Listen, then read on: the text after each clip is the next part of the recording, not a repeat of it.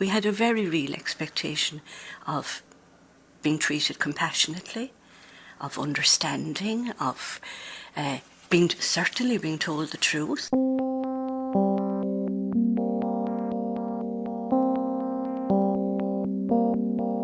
And we found that these people weren't engaging with us at all.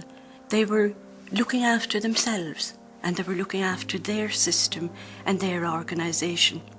And we just didn't seem to come into the equation at all. I rang the hospital very quickly afterwards, and nobody bothered to return my call. And I think that this was really the first taste of the cruel way that I feel that I've been treated by that hospital ever since.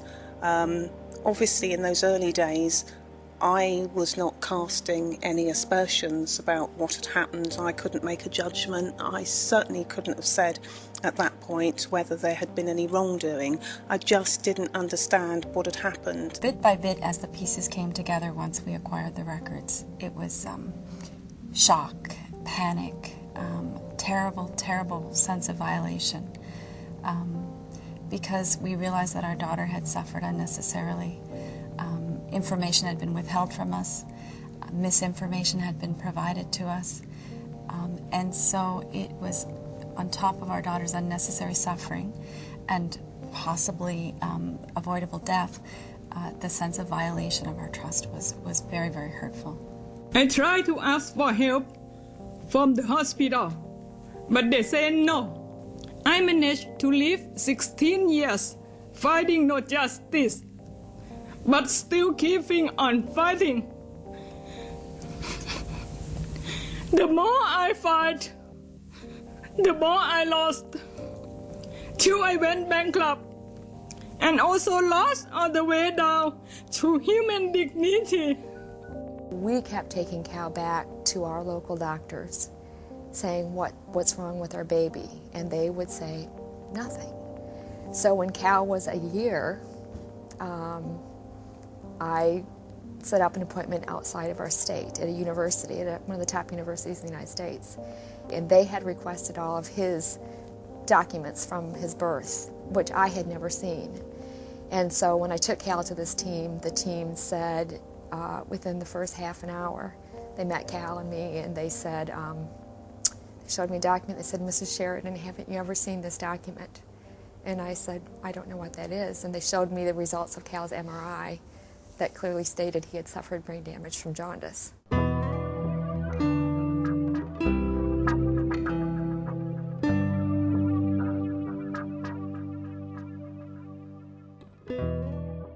I have no doubt that we all want the same outcome, the best outcome, but when the best outcome doesn't happen, people run for cover, and it's indefensible. It really is indefensible. And as well, medical people don't realise that when they don't treat us properly, they're actually creating other patients. We go away sick at heart and sick in body. Not acknowledging your wrongdoing, you're telling me that my blessed child counted for nothing. And that's what's caused me so much grief, because whereas I can accept her death, I can't accept that I wouldn't get some form of accountability. Trust is the essence, I think, of good health care. We have to build a system that allows for patients to trust their physicians in every way. Not only that the physicians are doing their best and learning from errors, but also ethically that they're always acting honorably. We have experienced harm and medical error. We've witnessed medical error and mistakes from the very beginning to the very end, and no one in healthcare sees that entire spectrum but us. And so we have this knowledge and wisdom that I think we can contribute to solutions in a very big way. Any patient who has an injury needs to be told, or even the family, if the patient is too sick, that there is a problem. Even if it's bad news or good news or whatever it is, we really need to know. Que es importante que los médicos estén conscientes de que pueden cometer errores. Y todos nosotros sí estamos conscientes, son seres humanos al final de la película. Pero lo que es importante es, si ya cometiste un error, ya no lo vas a poder reparar, pero no le digas no le ocultes la verdad a la familia, no le ocultes la verdad a los padres, porque les estás haciendo todavía más daño.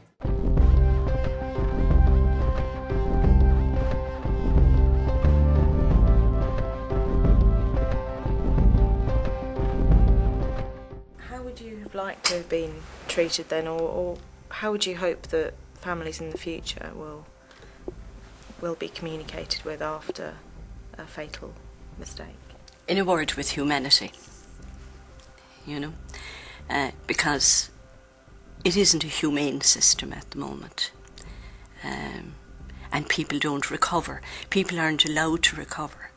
You see, if it were done properly and if it were done openly in a fair way, I would have gone away and I would have grieved over my dead boy. But I would not have been blaming anybody.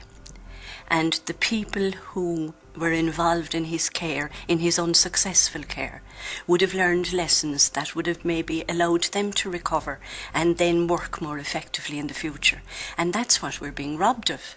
The system has actually been deprived of that opportunity to learn from tragedy. We all make mistakes and errors, even if we're good, careful, conscientious people. And so we have to recognise that to reduce the harm to patients, we can't simply just urge people to be more and more careful. We want them to be conscientious, but we will reduce error, but particularly reduce its impact by strengthening the systems and processes and environments in which our doctors and nurses work. If we run cultures in our hospital which major on blame and retribution, then our staff will be afraid to admit their mistakes, or they'll even cover them up for fear of being disciplined. And if we don't know about the things that go wrong, no learning can take place, and perhaps the tragic experience of one patient won't help or benefit anybody else. Que son seres humanos, que no son objetos de cual nos puedan decir, es un accidente, perdón, lo sentimos. No estamos hablando de un objeto material, cual se pueda sustituir como un auto, una casa, sino estamos hablando de personas. Personas que tenían ilusiones, que tenían sueños. Y yo creo que lo más importante para los médicos es eso, estar conscientes de que son seres humanos. Confía en ellos, como profesionales en su campo. It is so hard to articulate the profound sense of betrayal and abandonment that my family felt. I can only describe it as a hit and run in medicine. My family was abandoned on the side of the road, injured and traumatized by a well-meaning motorist who fled because of legal and personal fears. We were left to seek out help on our own with our own resources. No one looked back. It was pretended as if nothing had happened, including those eyewitnesses on the side of the road. A hit and run in our world is considered criminal. Why is it okay in medicine? The non-disclosure of medical error is the most destructive phenomena in healthcare. Trust and confidence disappears in a heartbeat.